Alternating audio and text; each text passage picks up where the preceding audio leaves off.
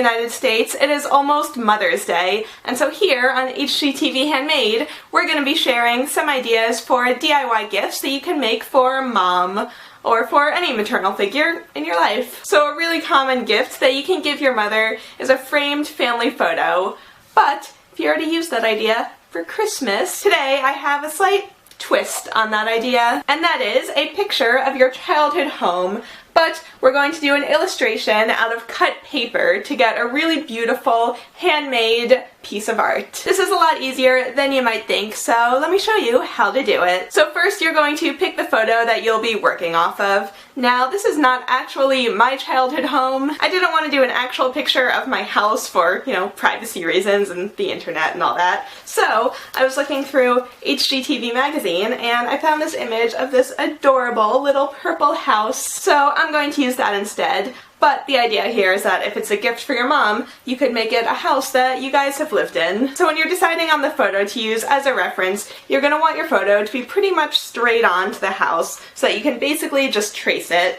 But if it's at a slight angle like mine is, that's fine. So scan the photo if it's a printed photo and bring it into your photo editing program of choice. For this project, I prefer Adobe Illustrator, but you could also do it in Photoshop or InDesign or any program that has a pen tool and a layers palette. So you're just going to go ahead and create a simple illustration of the house on top of the photo. Now, I'm not going to share the entire process of me doing this because it took a little while and that would be kind of boring for you, but I'm going to share a few things that I learned along the way. Number one, use the Pathfinder tool to mimic how you'll be cutting out the paper later on. For something like this window pane, I knew that I wanted it all to be all one piece and to go over the black interior of the window. So I drew the rectangles and then used the Unite tool in the Pathfinder palette to make them all one shape. And then you can also use your layers palette to mimic how you'll be stacking the paper. I know that this black shape will go under the window pane, so I drew it slightly bigger than it had to be, so that when I cut it out I have some leeway and it doesn't have to fit completely perfectly into this other shape that I'm cutting out. Number two, if you're working with a pretty symmetrical house, just draw half the house first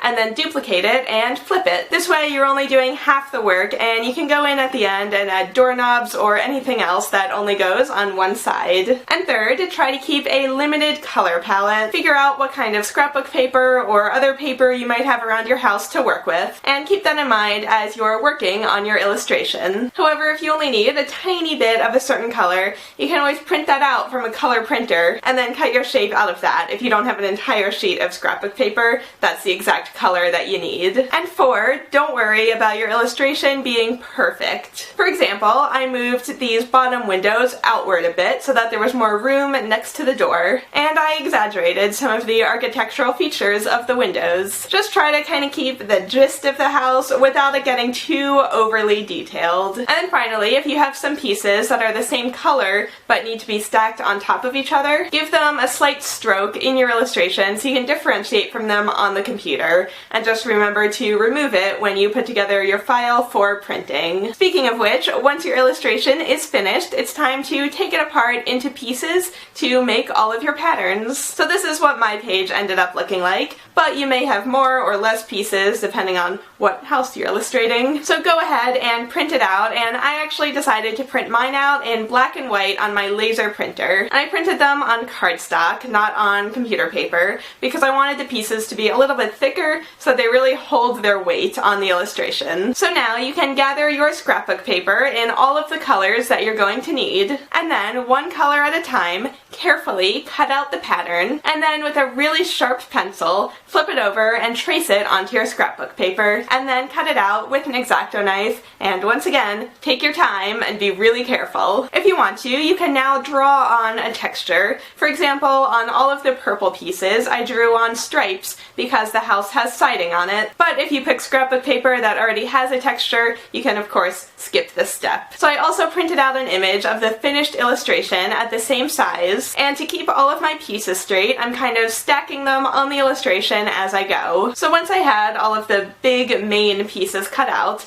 I then moved on to all of the white pieces. And for these, since all of them were symmetrical, mostly just a lot of rectangles, I could just cut them out from my printout, flip them over, and then I have a white shape. And then the same with all of the black shapes. Since I printed in black, I just had to cut them out from the printout. And then I was good to go. And then after that, there ended up only being a couple shapes left that I had to trace onto colored paper and cut out, and so I just finished all of those. So once again, a couple tips. If you have any interior shapes that need to be cut out, always cut the interior shapes out first, and then you can move on and do the full exterior shape. Start this project with a new X-Acto knife blade, and then make sure you have extras nearby, just in case you need to replace it, especially for the really small, detailed shapes. And once again, I know this is kind of a theme for this video, but take your time and be careful. So once you have everything cut out, it's time to start gluing it together so your house doesn't look like it went through an earthquake. I'm going to be using glue dots for the largest pieces because they make it look a little more 3D than just flat glue. But you could use craft glue, a glue stick, rubber cement, whatever you have. And then I'm also going to be using a glue stick for the really small pieces because it's less messy to work with than any kind of liquid glue. So take the paper that you're going to be using as your backdrop. I'm going to be using a piece of watercolor paper because I like how textured it is,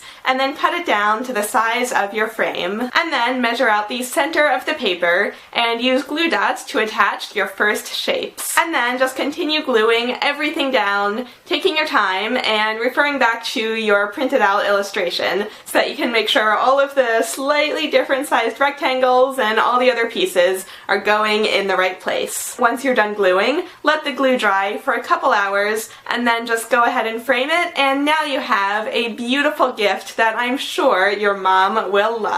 So a few things. I purposefully picked a very colorful house, but if your house is not bright purple, you can always bring in a little more color by making the background a nice pastel color, or you can take some liberties with flowers and trees and decorations surrounding the house. And then you can also, of course, leave the glass in the frame if you want to. I just decided not to because I was getting some weird reflections with filming, but obviously that's not a concern for you guys, so just do whichever way you think looks best. So if you want to try out this craft, but you're not necessarily confident in your own illustration abilities, I'm going to put the patterns for this house down in the description so you can recreate my version. So you can go ahead and download those as a PDF. But of course you can do this with any other house that you want, and if you decide to make a different version, I'd love to see a picture, so please send one to me on Twitter or Tumblr or Instagram. So I hope you guys liked this fun Mother's Day DIY project. Let me know what you're getting your mom for Mother's Day, or what you already got her if you live in a country that already celebrated Mother's Day. And if you do want to give your mom a framed photo of yourself or of your family, I actually posted a video on my own channel last year with Mary Doodles about how to dress up a framed photo in a couple fun ways.